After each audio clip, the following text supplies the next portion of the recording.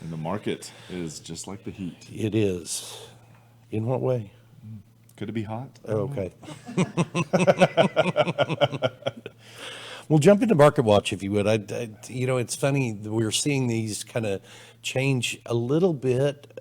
It's It's not. like, what is it called when like you go out into the ocean and it's a dead spot and it's the same thing over and over? It's like the doldrums of like something. Yeah, I don't I feel like that's where we are headed, or we're just in that spot right now. One of the let's talk about what's up on the screen, and we'll talk about something else too, because I think you're right about that. New listings down by about 9% from last week.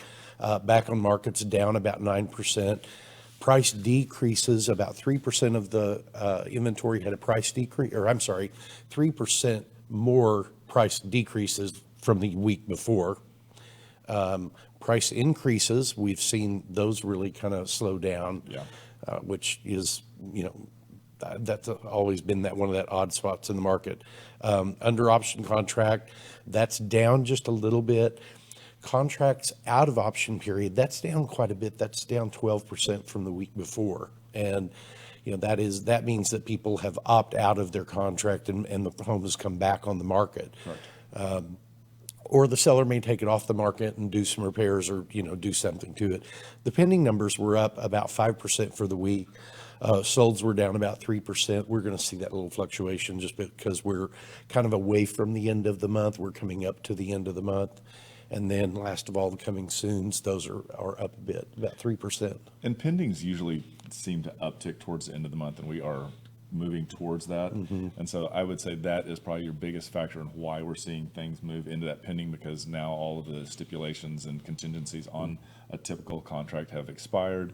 And so now agents that are the listing side are comfortable in moving it into that status. And so now it's just going to be souping it up to close in the following days. Yeah, this is, this Market Watch we came up with because it's a way to track the market every week and really see what's going on. But sometimes you see those small fluctuations and you don't see the kind of the bigger perspective of what's happening because we're looking at such a small window. Right. So I think in one of our upcoming episodes, we'll do Market Watch just like we've been doing it, but we'll also expand on it a bit and maybe compare out first quarter to second quarter to, what's year-to-date third quarter or what's going on. And the other thing, kind of to play off of you saying it's a small window, but it's a really large subject matter. So like this data, it takes up a good portion.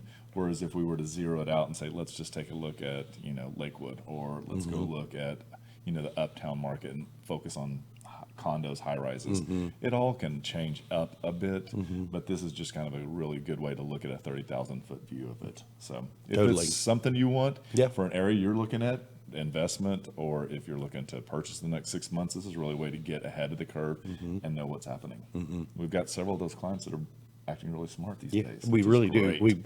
It's funny. I really enjoy talking to people when I'm saying, especially when they're getting ready to buy a house. And, one of the first things that we always talk about is how long do you plan to be there? Good question. Because in this market, if somebody's looking to be, they don't know they're going to be there 2 years. It's a little bit, they've got to put more thought into whether they should be buying right now.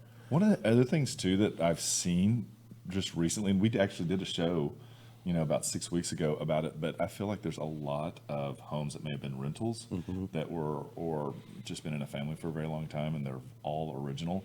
And there's a lot of amazing houses that have been popping up, but you got to look at it and be like, wow, there's a lot of hammering and there's going to be some wood going in. But I really think you could make a really statement house and something that you can be proud of for years and years. The one you pulled up this morning that would look like it was in pretty original condition could be a really, really cool home. And I thought so too. Still I was like, be able to buy it at about the $300,000 mark currently, and then I don't know, you'd probably put $100,000 into it, but you'd have a really, really cool house. And I think it boils down to the fact we're looking at homes that probably have been maintained pretty well, and they also have good bones in it. I think that's really the key element. Is good bones make it a lot easier to get to that next level. A good starting floor plan. Yeah. I mean, that's really, to me, that's kind of where you can and even many times you can fix a floor plan, but fixing a floor plan can be expensive, and that's why I always think if you start with a good floor plan, Right.